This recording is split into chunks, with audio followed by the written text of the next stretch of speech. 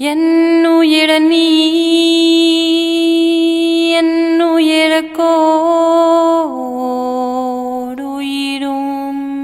நீ என்னுயிருக்கு துணைவன் நீ என்னை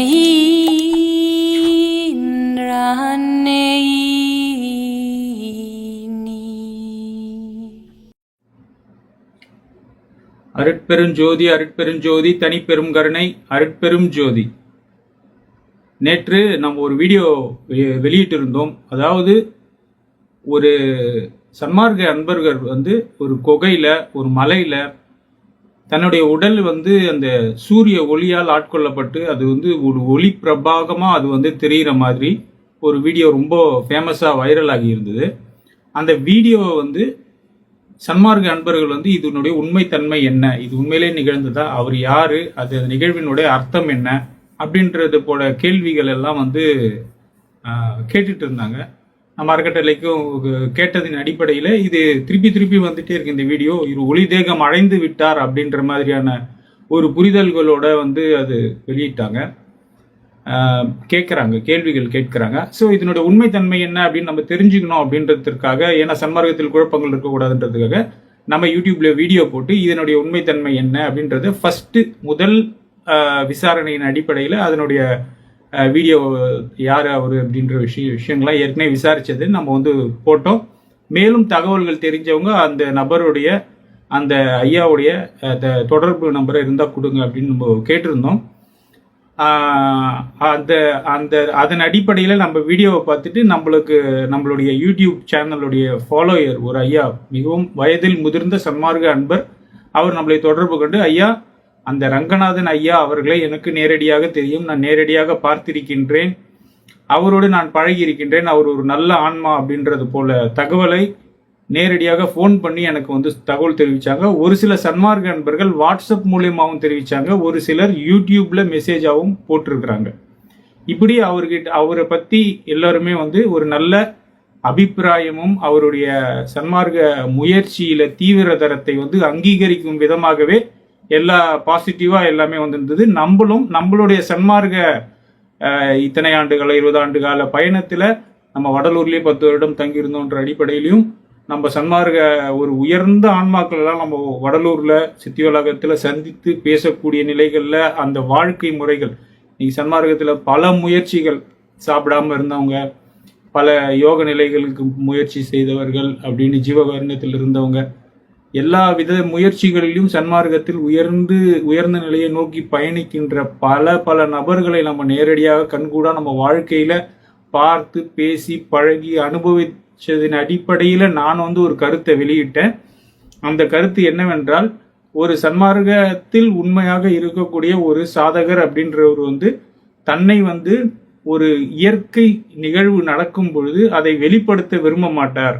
அவர் ஒரு கடவுள் நிலை எவ்வளவு உயர்ந்தது அப்படின்றது தெரிந்து அதை அந்த நிலைகளை முயற்சி செய்யும் பொழுது இந்த மாதிரி நிகழ்வுகளை அவர் என்டர்டெயின் பண்ண மாட்டார்ன்ற மாதிரி, அது எதர்ச்சியா நான் அவங்களுக்கு தெரியாம தான் யாராவது போட்டிருப்பாங்க அப்படின்ற மாதிரி கூட நம்ம கருத்து தெரிவிச்சிருந்தோம். அது எல்லா கருத்துமே உண்மையாகும் விதமாகவே நாம அந்த ஐயா நம்மளுக்கு ஃபோன் பண்ணி சொன்ன தகவலின் அடிப்படையில சேலம் குப்புசாமி ஐயாவை நீங்க தொடர்பு கொண்டீங்கன்னா அவர் பத்தி ஒரு விவரங்கள் தெரிய வாய்ப்பு இருக்குன்னு சொன்னாரு. நம்ம அதே மாதிரி சேலம் குப்புசாமி ஐயா கிட்டையும் தொடர்பு கொண்டு பேசினதின் அடிப்படையில அவர் அருள்ஜோதி டிவியில நிறைய பேசியிருக்காரு அப்படின்ற ஒரு தகவல்கள் ஏற்கனவே பரிமாற்றத்தின் அடிப்படையிலையும் நம்ம அருள்ஜோதி டிவி அந்த சேனல் சன்மார்க்க ஒரு சேனல், அவங்க மூலயமா அவங்களுக்கு தொடர்பு கொண்டு கேட்டோம். பார்த்திபன் ஐயா அப்படின்றவர்கிட்ட பேசணும், அவர் கிட்ட பேசி அதை நம்ம இந்த தகவலை வெளிப்படுத்தணும் ஐயா அப்படின்ற மாதிரி நம்ம இன்ட்ரெஸ்ட் நம்ம சொல்லும்போது அவர் அவங்களுடைய நம்பரை நம்மளுக்கு ஷேர் பண்ணாங்க.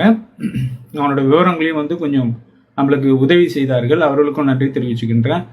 அப்போ அந்த அடிப்படையில நம்ம நேரடியாக ரங்கநாதன் ஐயா அவர்களுக்கு தொடர்பு கொண்டு பேச முயற்சி செய்யும் பொழுது தெய்வாதீதமாக அவர் பொதுவாக யாருக்கும் நம்பர் ஷேர் பண்றதும் இல்லை, அதை என்டர்டெயின் பண்றதும் இல்லை, தனிமைப்படுத்தி கொண்டார். அவர் ஒரு சன்மார்க்க தீவிர தரத்தில் முயற்சி செய்து கொண்டிருக்கின்றார் என்கின்ற அடிப்படையில் இருந்தாலும் நம்மளுடைய ஃபோனை வந்து அவர் எடுத்தாரு. அவர் ரொம்ப அற்புதமாக பேசினாரு. அவருடைய தன்னுடைய முழுமையான ஒரு அனுபவத்தையும் கருத்துக்களையும் இந்த வீடியோ சம்பந்தமான உண்மைகளையும் அவர் வந்து நம்மளுக்கு வெளிப்படுத்தினாரு.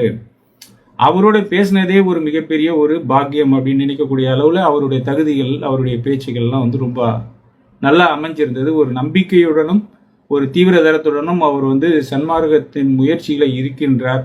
அவருக்கு ஏற்பட்ட நிகழ்வு அன்னைக்கு என்ன நடந்தது அப்படின்ற விஷயத்தை நம்மளுக்கு வந்து தொகுத்து சொன்னாரு. மற்ற சன்மார்க்க கருத்துக்களையும் வந்து அவர் நம்ம கூட பகிர்ந்து கொண்டார். நம்ம எல்லாத்தையுமே பார்க்க முடியாது என்றாலும் அவர் வந்து தன்னுடைய குரல் பதிவை வந்து அவர் வெளியிட விரும்பவில்லை. தன்னுடைய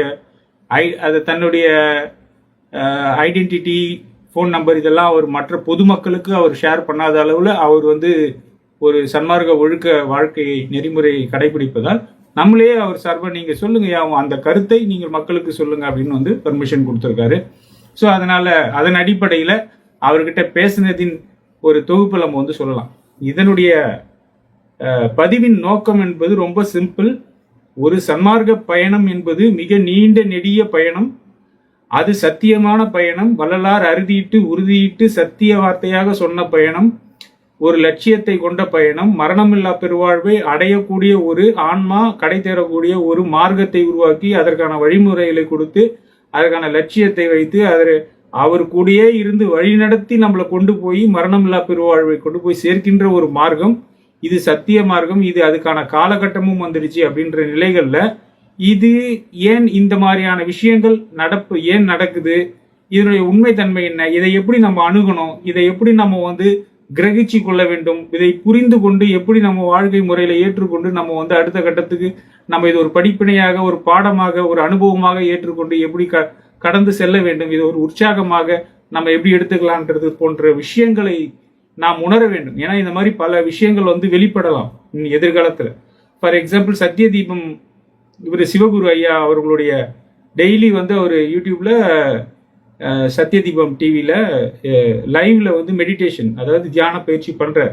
அப்போ வந்து அவரு காலையில அந்த அதிகாலை அந்த தியான பயிற்சி அப்போ பல்லி வந்து ஒரு குட்டி பல்லி வந்து அவர் கையில வந்து ஏறி உட்காருது. தினந்தோறும் அது நடக்குது. இது ஒரு அதிசயமான ஒரு நிகழ்வாக அவர் யூடியூப் சேனல்ல போட்டிருந்தார். அப்போ அவரை தொடர்பு கொண்டு பேசும் பொழுதும் அது ஒரு இயற்கை நிகழ்வாக, அது இயற்கையாக நடக்கின்றது. அது பல விஷயங்கள் நம்ம டிஸ்கஸ் பண்ணாலும் அதை பொதுவாக பொதுமக்களுக்கு எப்படி சொல்ல வேண்டும் என்கின்ற ஒரு விஷயங்கள் இருக்குது. அப்படித்தான் இந்த விஷயங்கள் எல்லாமே நம்ம அணுகி சொல்றோம். ஏன்னா ஒன்றை தொட்டா அதுக்குள்ள பல விஷயங்கள் உள்ள நிறைய லேயர்ஸ் இருக்கும். அந்த லேயர்ஸ்க்குள்ள எல்லாமே நம்ம எக்ஸ்பிளைன் பண்ண முடியாது.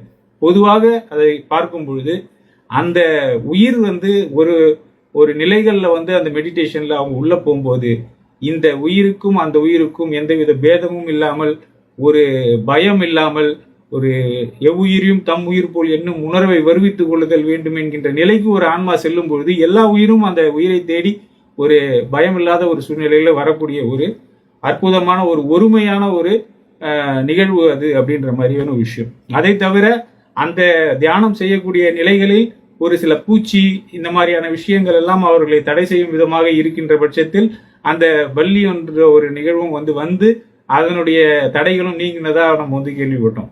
இந்த மாதிரி பல விஷயங்கள் வந்து ஒவ்வொரு சன்மார்க்க அன்பர்களுடைய வாழ்க்கையிலும் நடந்தேறி கொண்டே இருக்கின்றது. இந்த விஷயத்தை நாம் அங்கீகரிக்க வேண்டும். நாம் இதை ஆழ்ந்து உணர வேண்டும். இது ஏன் நடக்கின்றது, நம்மளுடைய பயணத்தில் நாம் முன்னேறுகின்றோமா என்பதையே வந்து இந்த இயற்கை தான் நம்மளை தீர்மானிக்கும் என்பதை நாம் உணர்ந்து கொள்ள வேண்டும் என்பதற்காகத்தான் முக்கியமாக இந்த காலகட்டத்தில் இந்த பதிவை நாம் செய்ய வேண்டும். சன்மார்க்க உலகம் தெரிந்து கொள்ள வேண்டும்.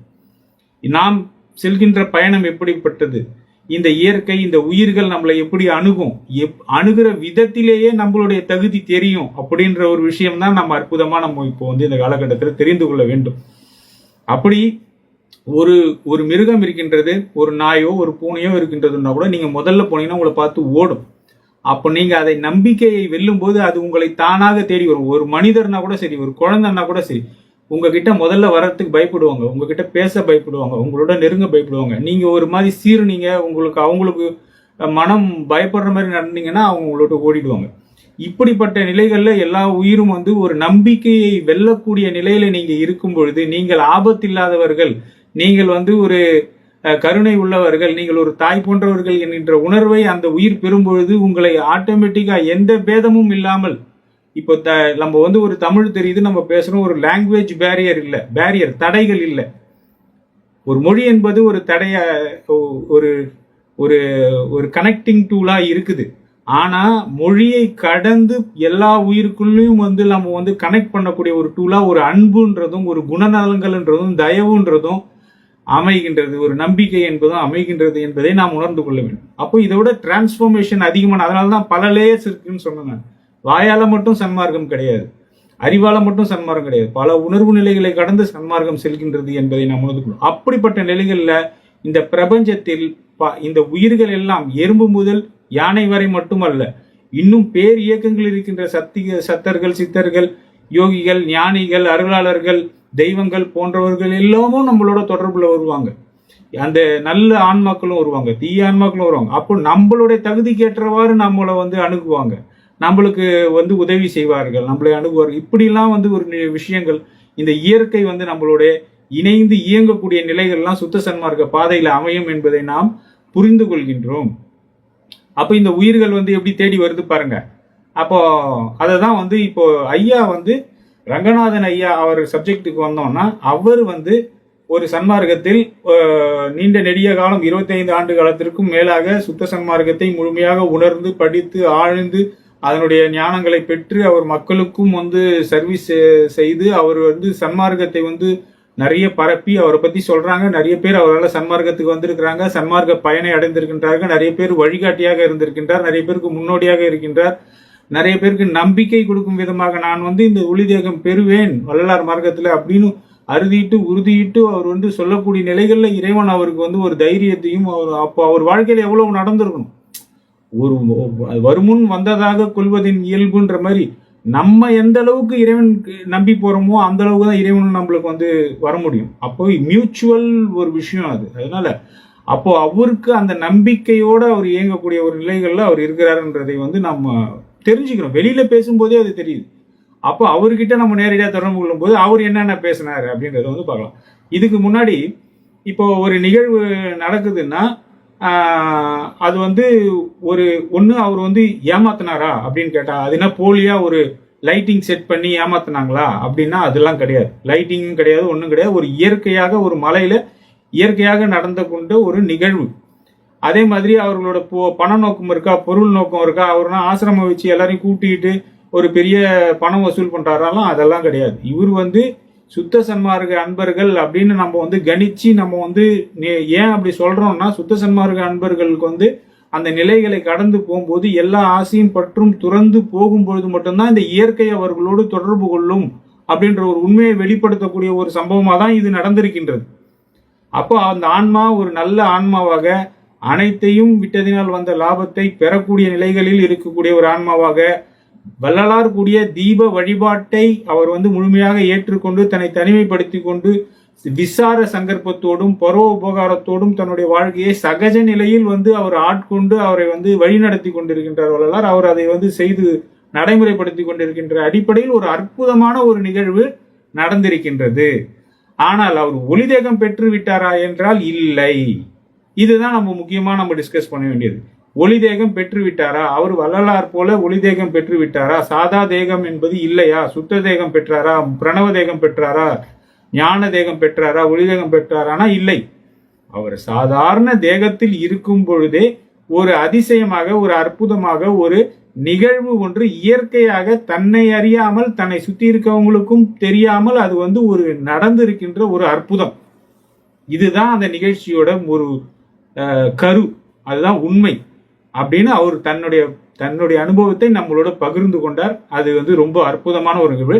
அவர்கிட்ட நம்ம பேசினதினோட ஒரு சில தொகுப்புகளை வந்து நான் வந்து நோட் பண்ணி வச்சிருக்கேன். ஏன்னா அவர் சொன்ன வார்த்தையை நாம் சொல்ல வேண்டும் என்பதற்காக.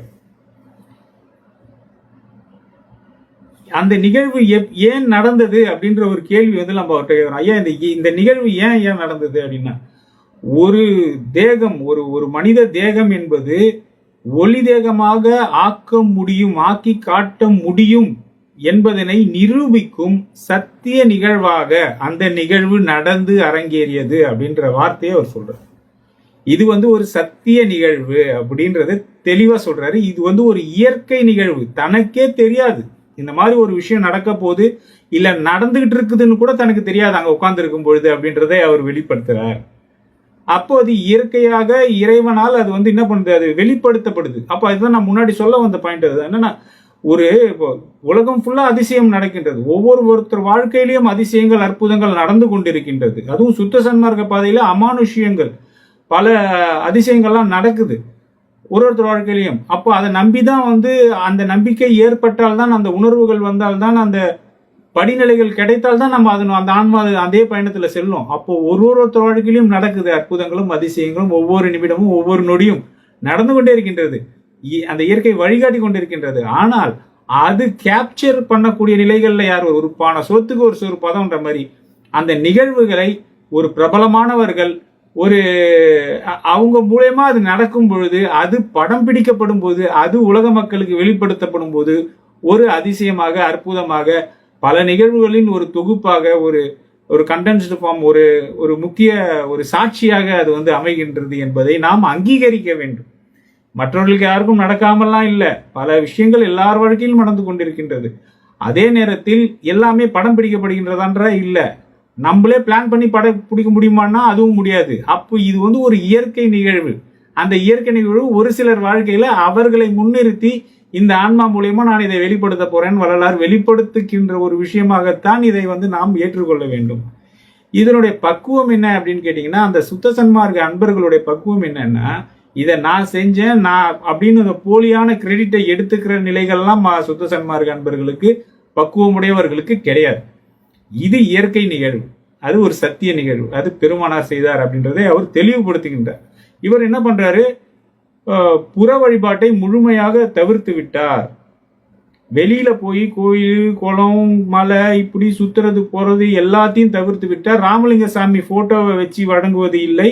வள்ளலார் கூறிய உண்மையான வழிபாடாகிய தீப வழிபாடை மட்டுமே அவர் கையாண்டு கொண்டு தன்னுடைய வாழ்க்கையில் பின்பற்றி வருகின்றார் என்பதை நமக்கு தெளிவுபடுத்துகின்றார். இதை நாம் உணர வேண்டும்.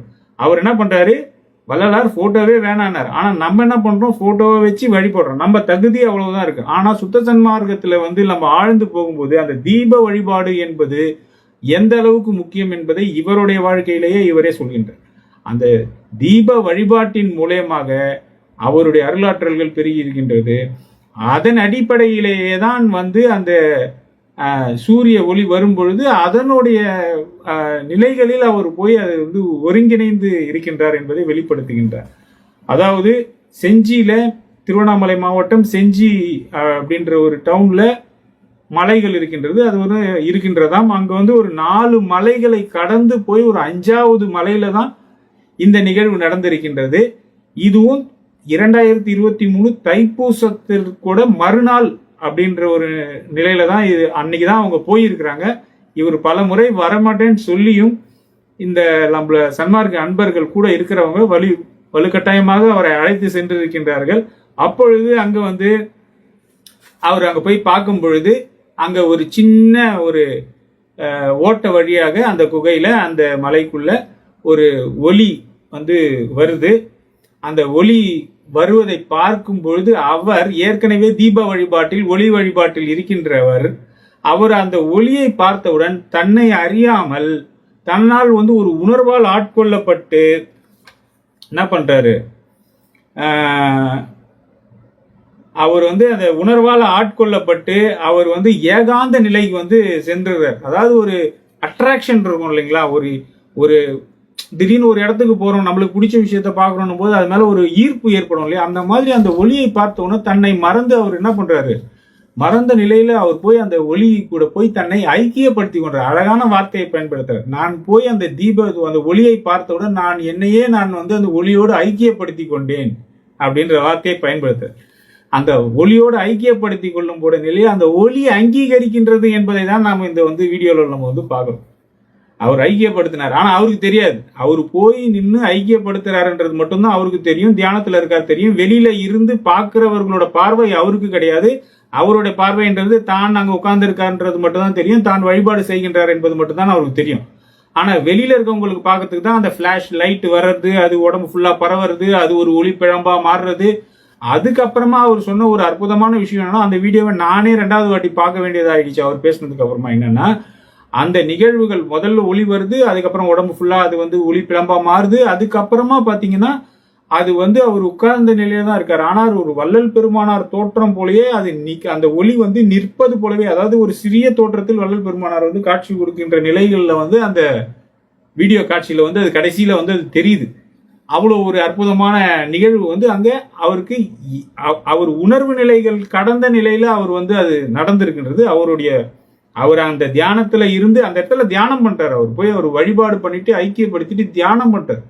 அந்த தியானத்தை முடிச்சுட்டு வெளியில வரும்பொழுதுதான் மக்கள் எல்லாம் வந்து பரவசப்பட்டு அதை வந்து அந்த உண்மையை வந்து அவருக்கு சொல்றாங்க, அந்த வீடியோவை காட்டுறாங்க.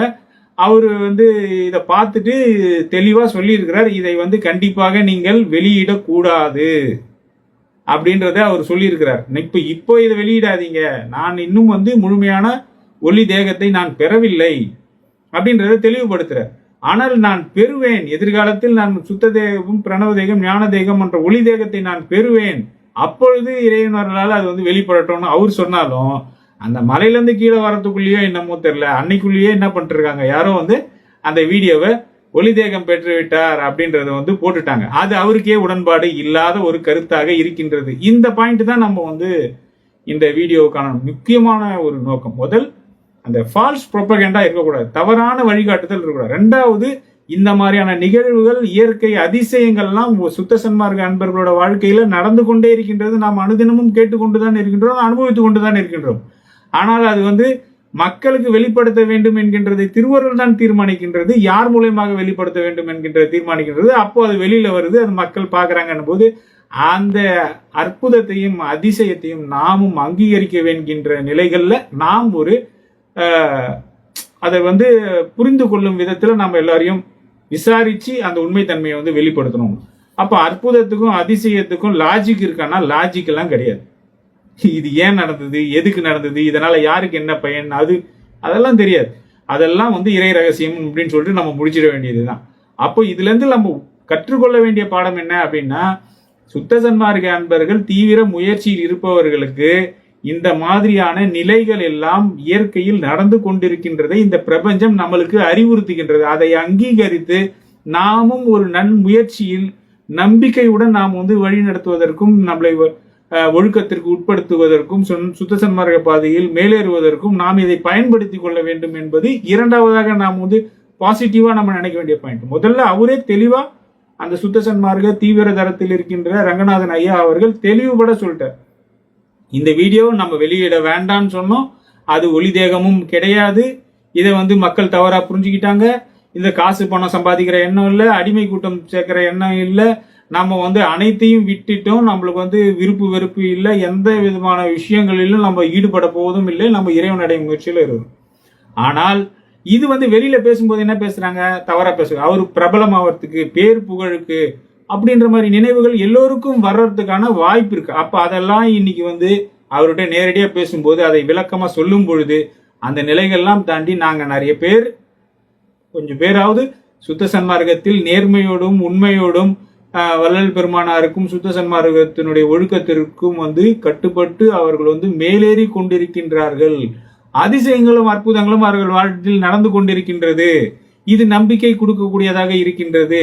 இதை நாம் பார்த்து கற்றுக்கொள்வதற்காக இந்த நிகழ்வு நம்மளுக்கு இயற்கையால், பிரபஞ்சத்தால், அந்த அற்பெருஞ்சோதி ஆண்டவரால், குருநாதரால் நம்மளுக்கு கொடுக்கப்படுகின்றது என்பதை நாம் உணர்ந்து கொள்வதற்கு ஒரு சரியான வாய்ப்பாக இப்பொழுதுதான் அது அமைந்துள்ளது.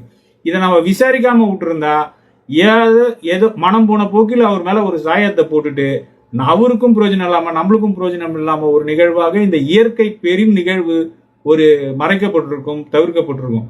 ஆனா இது உண்மை விசாரிக்கும் பொழுது தெளிவாக நம்மளுக்கு அந்த நிகழ்ச்சி வந்து நம்மளுக்கு புரியுது. அவர் ஒளி பயிற்சியை எப்பொழுதுமே திருவிளக்கு முன்னாடி செய்து கொண்டிருக்கின்றார் என்பதை தெளிவுபடுத்தி 24 மணி நேரம் அவர்கிட்ட இந்த ஜோதி வழிபாடுன்றது, ஜோதி விளக்கு எரிந்து கொண்டே இருக்கும்.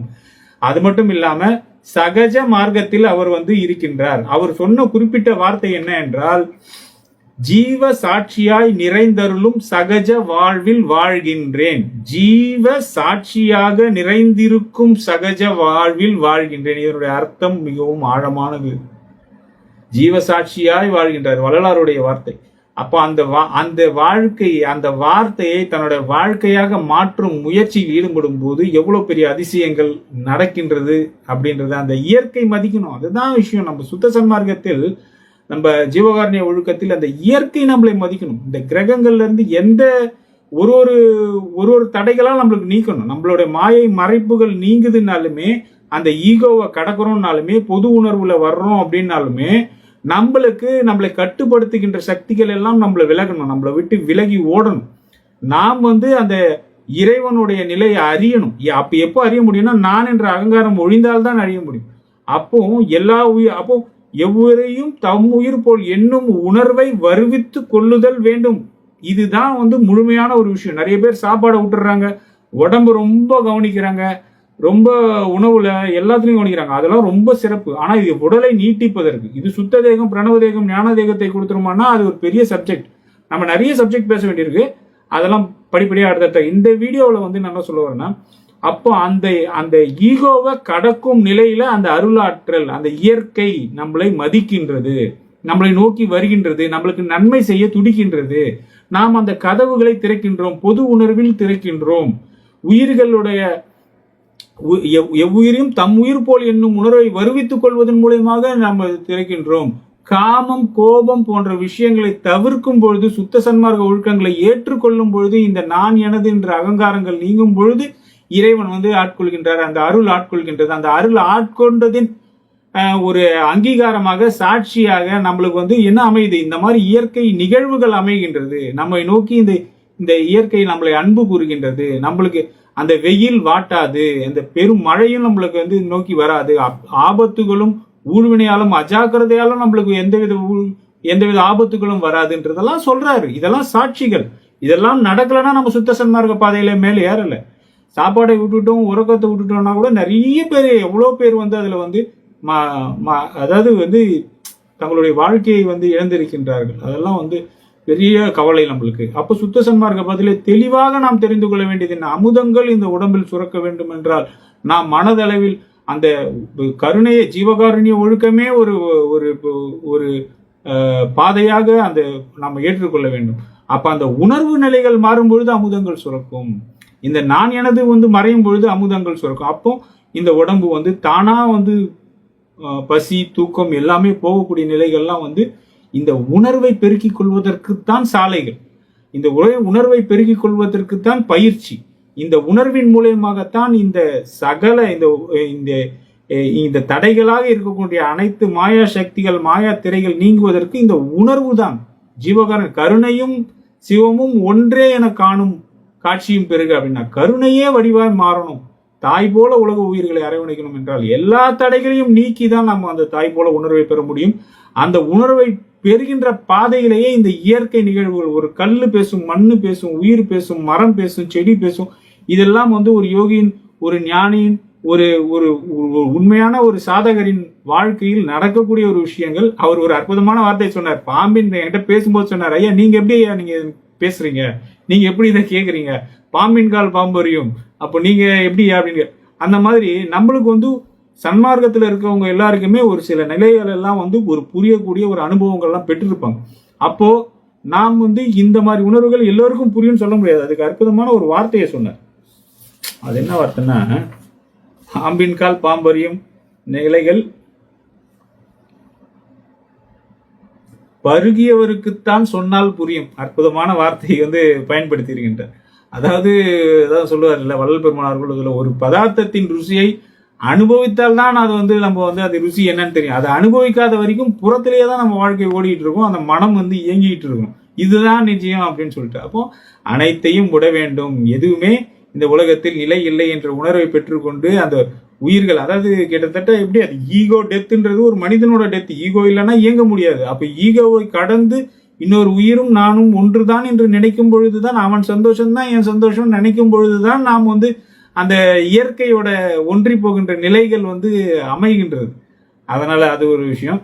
ஓகே, அப்புறம் வந்து இதெல்லாம் நாம் உணர்ந்து கொள்ள வேண்டும். அப்போ இந்த பாதையில போகணும். நம்ம வந்து கண்மூடித்தனமாக ஒரு வைராகியத்தினால் மட்டும் இறைவனை அடைய முடியாது. 2 விஷயம், ஜீவகாருண்ய ஒழுக்கத்தால் இறைவனை அடைய முடியும், திருவருள் சுதந்திரத்தால் இறைவனை அடைய முடியும். ஜீவகாருண்யத்தை விடவும் திருவருள் சுதந்திரம் மிகவும் வலிமையானது. திருவருள் சுதந்திரத்துக்கு உட்பட்டு ஜீவகாருண்ய ஒழுக்கத்தை பயில வேண்டும் என்பதுதான் நாம் இங்கு வந்து முக்கியமாக என்னுடைய அனுபவத்தில் நம்ம புரிந்து கொண்ட ஒரு விஷயமாக இருக்கின்றது. பல துன்பங்கள் அதற்கு அனுபவிக்க வேண்டியதாக இருக்கும். ஏனென்றால் நாம் கடவுள் இல்லை. நாம் வந்து எல்லா உயிருக்கும் ஜீவகாருண்ய அடிப்படையில் முழுமையா போக முடியாது.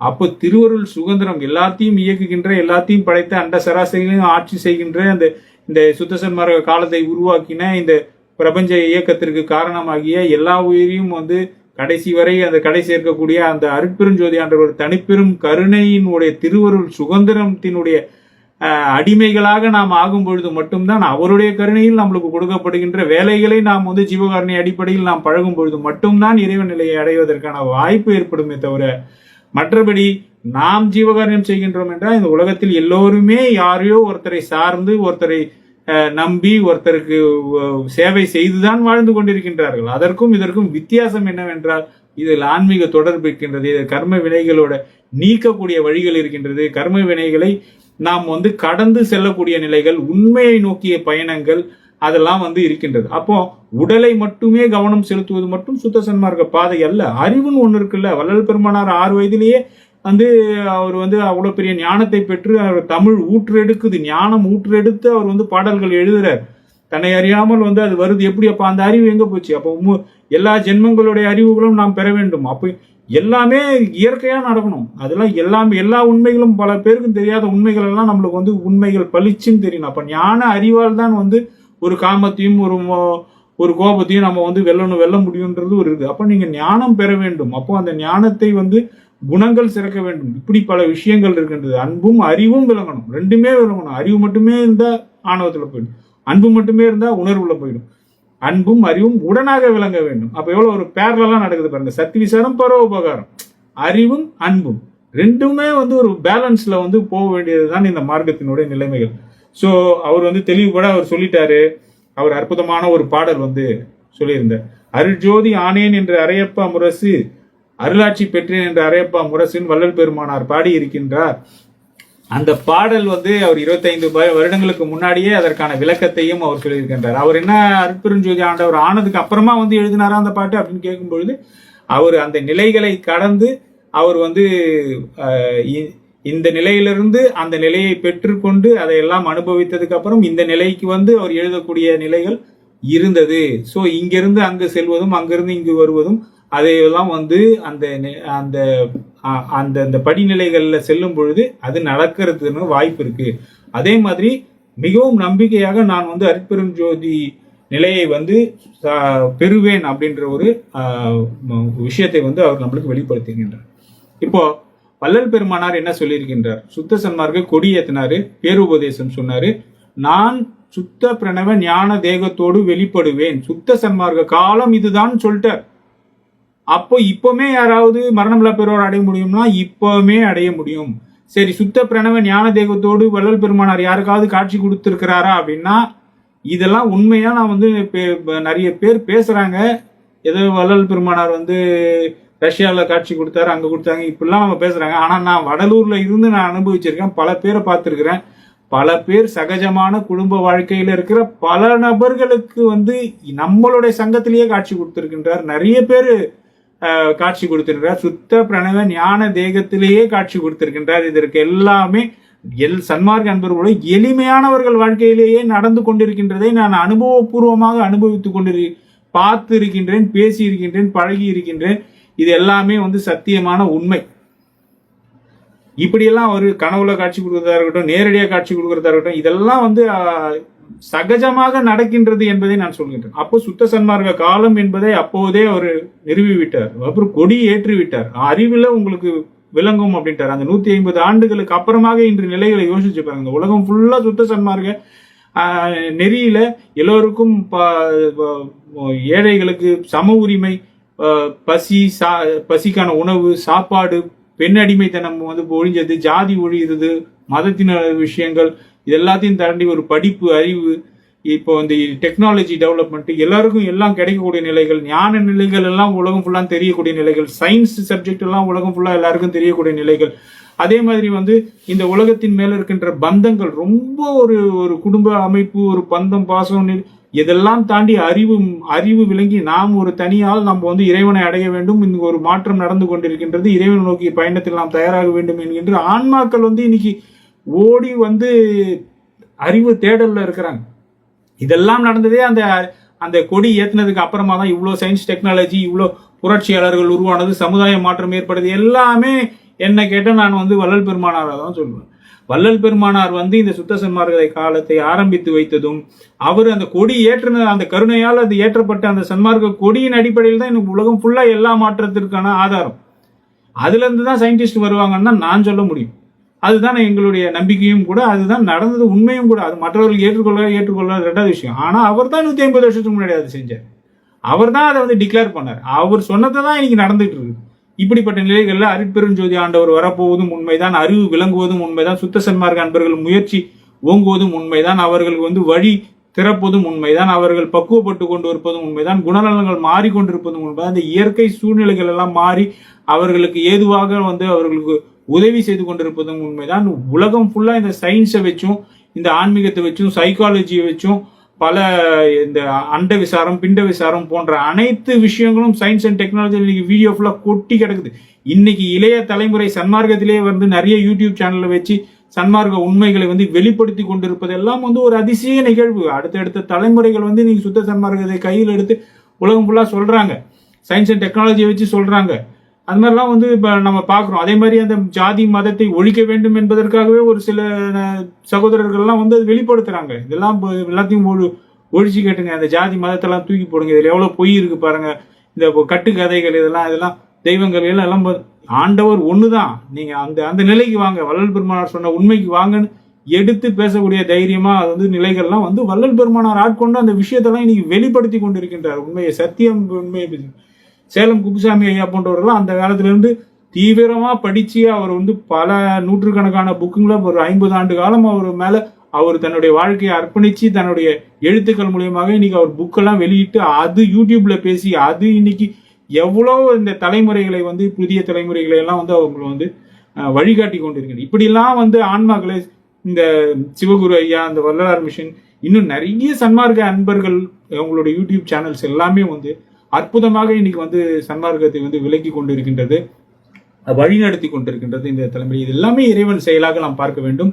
இது எல்லாத்தையுமே வந்து நம்ம அங்கீகரிக்க வேண்டும், அவர்களை உற்சாகப்படுத்த வேண்டும், அவர்களால் நாம் நன்மை அடைய வேண்டும். நம்மளுக்கு எல்லாருக்கும் அந்த வாய்ப்பு அமைய, எனக்கெல்லாம் அவங்களோட பார்க்கறதுக்கு நேரம் இல்லை, அந்த மாதிரி சூழ்நிலை இவ்வளவு காலமும் இருக்குது. அது எப்படியோ ஆனாலும் அந்த நம்மளுக்கு என்ன தெரியணுமோ அதை இயற்கை தெரிவித்து கொண்டுதான் இருக்கு, நம்மளை வழிநடத்தி கொண்டுதான் இருக்கு. ஆனா பொதுவாக மக்கள் இவங்க எல்லாரையுமே பயன்படுத்தி கொள்ள வேண்டும் என்பது என்னுடைய ஆசை. மாதிரி சேலம் குப்புசாமி ஐயா போன்றவர்கள்லாம் புக்கு ரிலீஸ் பண்ண பணம் இல்லைன்னு சொல்றாங்க. அந்த அளவுக்கெல்லாம் அவங்களுக்கு வந்து சன்மார்க்கத்தில் வந்து ஒரு ஒத்துழைப்பு கிடைக்காதது வந்து எனக்கு ரொம்ப வருத்தக்கூடிய செயல். அவங்க வந்து அவரோட உழைப்பெல்லாம் வந்து வள்ளல் பெருமானார் வெளிப்படுத்தக்கூடிய இடம் அது. அந்த மாதிரி நம்ம ஒரு ஆன்மாவையும் அங்கீகரிக்க வேண்டும், அவர்கள் ஒத்துழைக்க வேண்டும், அவர்களுக்கு உதவி செய்ய வேண்டும். அவர்களுடைய எழுத்துக்கள், அவர்களுடைய சிந்தனைகள், இந்த மாதிரி யூடியூப் சேனல் புதுசா வரவங்க அவங்களுக்கெல்லாம் வந்து நம்ம சப்போர்ட் பண்ணி அவங்களெல்லாம் அடுத்த கட்டத்துக்கு கொண்டு போய் இந்த சுத்த சன்மார்க்கத்தை எளிமைப்படுத்துவதும், இங்கே நடக்கின்ற ஒவ்வொரு வாழ்க்கையில் ஒருத்தர் வாழ்க்கையிலும் நடக்கின்ற அற்புதங்களும் அதிசயங்களும் வெளிப்படுத்தக்கூடிய நிலைகள்ல, அதை அங்கீகரிக்கக்கூடிய நிலைகள்ல நாம் எல்லாம் வந்து செயல்படணுன்றதுதான் நம்மளோட கருத்து. நான் ரொம்ப அதிகமா பேசிட்டேன்னு நினைக்கிறேன். இன்னும் நிறைய பேச வேண்டி இருக்குது. ஏலியன்ஸ் இருக்குதா, தெய்வங்கள் இருக்குதா, இந்த இயக்கம் எப்படி நடக்குது, வள்ளல் பெருமானார் எப்படி எல்லாம் வந்து செயல்பட்டு கொண்டிருக்க, நிறைய விஷயங்கள்லாம் பேச வேண்டியிருக்கு. இது ஒரு அற்புதமான வாய்ப்பா அமைச்சு இது ஒரு ட்ராக் வந்து ஒரு ஆரம்பிச்சு விட்டுருக்கார் வள்ளலார். ஸோ இப்போ இது வரைக்கும் பேசினதின் அடிப்படையில நீங்கள் அந்த அவர் மூலயமாகவே அவர் சொன்ன கருத்தை நீங்கள் வந்து தெரிந்து கொண்டிருப்பீர்கள் என்று நினைக்கின்றேன். ஆகவே நம்பிக்கையோடும் உற்சாகத்தோடும் இந்த அதிசய நிகழ்வை நாம் வரவேற்போம், மகிழ்ச்சி அடைவோம், அவருக்கு வாழ்த்து சொல்லுவோம், அவருடைய நம்பிக்கைக்கு வாழ்த்து சொல்லுவோம். ஏன்னா நம்மளுக்கு முன்னாடி இருக்கிறவர்கள் வந்து ஒரு நம்பிக்கையா இருக்கிறாங்கன்றதுதான் ரொம்ப முக்கியம். நம்மளுக்கு அவங்க முன்னோடிகள் வந்து பல பேர், இன்னும் நிறைய பேர் நான் பார்த்திருக்கிறேன், அவங்க இறந்து போயிருக்கிறாங்க. பல சித்துக்கள் செய்தவர்கள் எல்லாம் நான் பார்த்திருக்கிறேன். கண்ணு முன்னாடி சித்துக்கள் செய்கின்றவர்கள், மழை வைக்கிறவங்க, இவங்கெல்லாம் கூட சுத்த சன்மார்க்கத்துல நான் பார்த்திருக்கிறேன். இந்த மாதிரி எல்லாம் நிறைய பேர் நான் பார்த்திருக்கேன். ஆனா அவங்க இறந்துட்டாங்க. எனக்கு அதெல்லாம் ரொம்ப வருத்தம். ஏன்னா சுத்த சன்மார்க்கத்தின் நிலைகளில் ஒரு ஒரு கட்டம் வரும், எல்லாரும் அந்த வள்ளலார் சொன்ன நிலைகளை அடைவார்கள் என்பது என்னுடைய நம்பிக்கை, ஆசை, என்னுடைய விருப்பம். வள்ளலாருடைய மிஷன் அது. ஸோ அது எப்போ நடக்கும், எப்படி நடக்கும், பல பேர் கடந்து போயிருக்கிறார்கள். இப்போ அந்த முயற்சி செய்யும்போது நம்பிக்கையான வார்த்தைகள் சொல்லும்பொழுது நம்மளுக்கு ரொம்ப உற்சாகமாக தான் இருக்கின்றது. ஆனால் இதெல்லாம் ஒரு கலவையாக நாம் தெரிந்து கொண்டு அதனை சரியான முறையில் போகணும். 2 கண்ணுனா 2 கண்ணு, சக்தி விசாரம் பருவ ரெண்டுத்தையும் பேரலா போகணும்.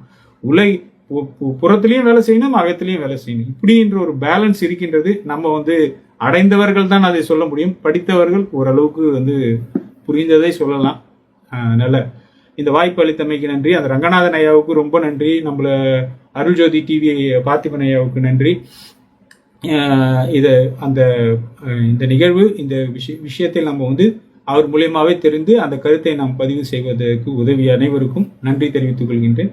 அருட்பெருஞ்சோதி அருட்பெருஞ்சோதி தனிப்பெருங்கருணை அருட்பெருஞ்சோதி எங்கெங்கிருந்து உயிர் ஏதேது வேண்டினும் அங்கங்கு இருந்தருள் அருட்பெருஞ்சோதி. திருச்சிற்றம்பலம்.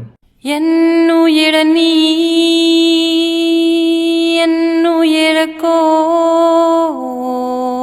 என்னுயிரக்கோடுயிரும் நீ என்னுயிருக்கு துணைவன் நீ என்னை